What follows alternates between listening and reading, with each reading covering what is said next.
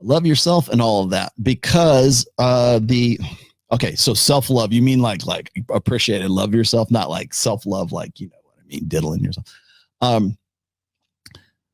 Primarily it's because we live in an emotionalist time. We live emotion feels before reals. Okay. So the idea, and I experienced this firsthand, by the way, if you guys saw the Crazy Feminist Exposed video on Fresh and Fit, which was a 4-hour long after hours show. And we reached the point of diminishing returns on that show long before we should have killed it right then and there. But that whole show it was interesting because we had some women. We had a range of women from 18 to 33 or 35, somewhere along those.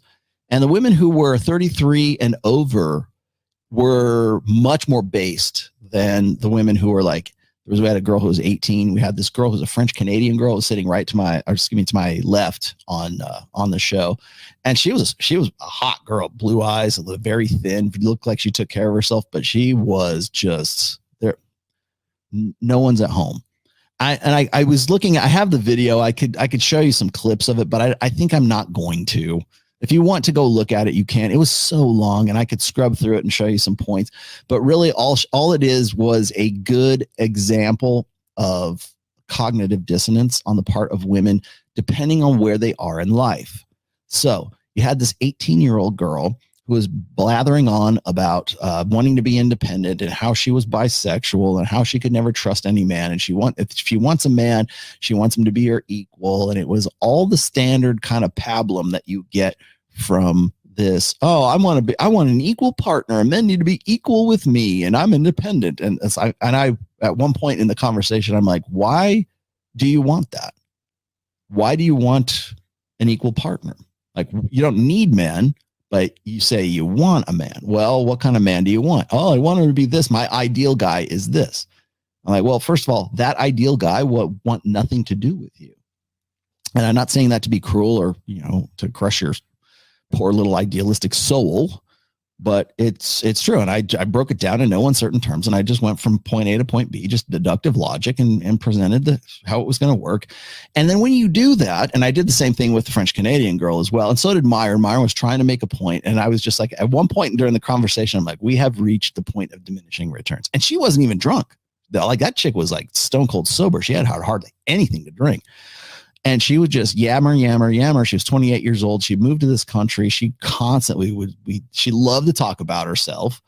And it turns out that she was a sugar baby, essentially, for some doctor who had brought her to Miami from Canada. And she was like going on about, men and women this, and we're not animals, and blah. When I talk about how women have no problem with cognitive dissonance, she's a textbook example of this. And so you could say the sky is blue and she thinks the sky is green, and she will tell you why she thinks that, but the sky is still blue, right?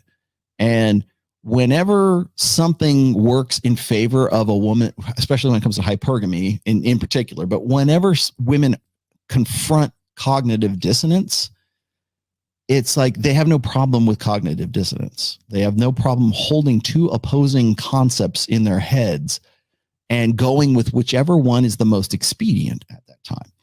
Now, I have said, and I think I quoted in this book, as a matter of fact, women have no problem with cognitive dissonance, especially if one of those two competing concepts leads to optimizing hypergamy.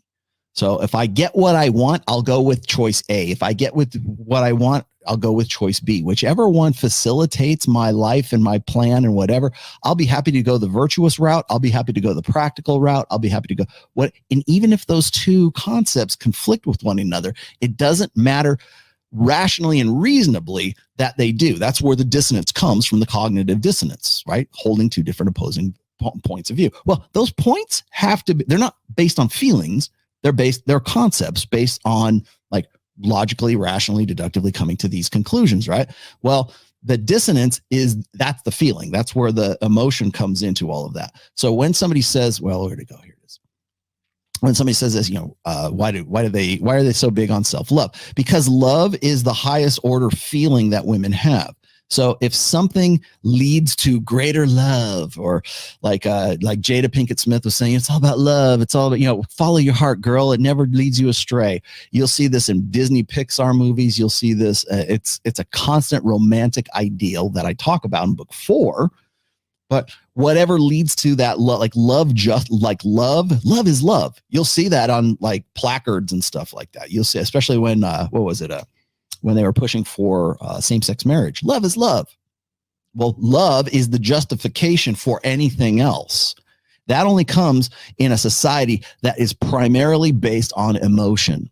Love justifies anything whatsoever. If it gets to love, then we're okay.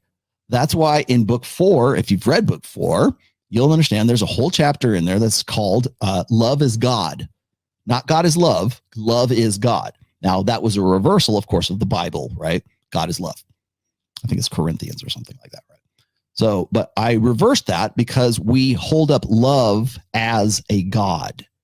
And by that, I don't mean like an actual God. I mean like actually like higher than God. Like the concept of love is what makes things worthwhile. It's if it was all for love, then it was okay. Oh, I killed this person. Was it for love? Yeah. Okay. Well, I guess you're all right. You're off the hook. Right. Oh, I committed these acts of atrocity, but it was for love, for the true love. Right? Love is God. Love is the feeling, the emotion of love is the highest order, like principle in that. Well, really to the woke mob, but like to a society that's founded on the romantic ideal. Love becomes God, not God. God is love. It's love is God.